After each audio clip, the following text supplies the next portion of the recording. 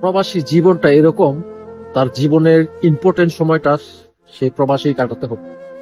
ইচ্ছে করলেই সে দেশে যেয়ে থাকতে পারবে না। যদিও সবকিছু ছেড়ে দিয়ে দেশে যাওয়ার অপশন আছে, সে দেশে যেয়ে কিছু করতে পারবে না।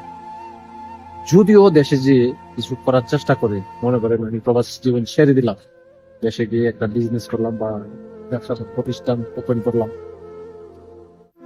বেশিরভাগ মানুষ এটাই ধারণা করে যে আজকে আমি একটা বিজনেস দিলাম, কালকে থেকে আমাকে চাঁদাবাজি দাবি করবে, একে ট্যাক্স দিতে হবে, একে চাঁদা দিতে হবে।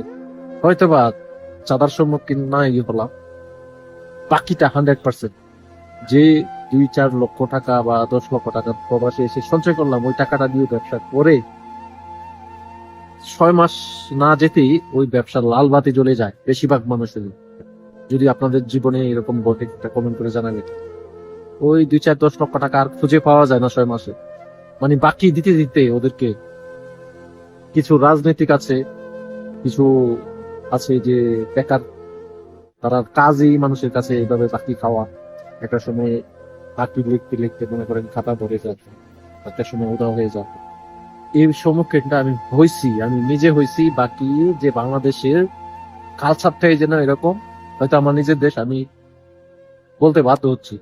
একটা প্রবাসী যখন দেশে গিয়ে একটা ব্যবসা প্রতিষ্ঠান করবে, প্রথম যে 2-4-5 লক্ষ টাকা বা 10 লক্ষ টাকা ইনভেস্ট করবে, ওই টাকাটা 2-4-6 মাসে শেষ হয়ে যাবে তাদেরকে বাকি দিতে দিতে।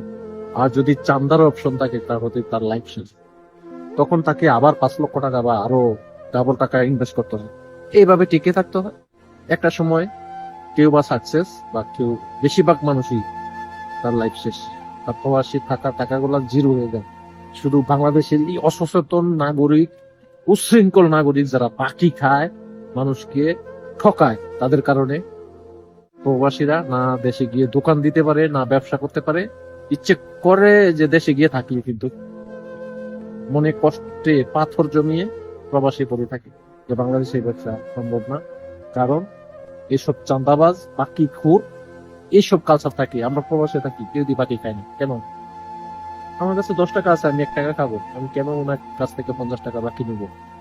এইসব ধান্দাবাজদের কারণে প্রত্যেকটা প্রবাসী দেশে গিয়ে কিছু করতে মনে চায় না। যদি আমার কথার একমত হয়ে থাকেন, একটা কমেন্ট করে জানাবেন যে এর বাস্তবতা আসলে কি এরকম কি না।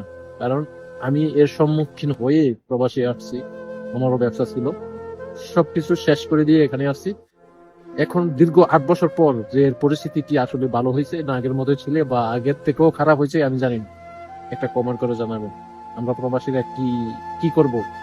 সারা জীবন প্রবাসী কাটাতে হবে, ফ্যামিলি দেশে থাকবে, এটাই কি নিয়ম? দেশে যে কিছু করতে মনে চাইলেও করতে পারিনি।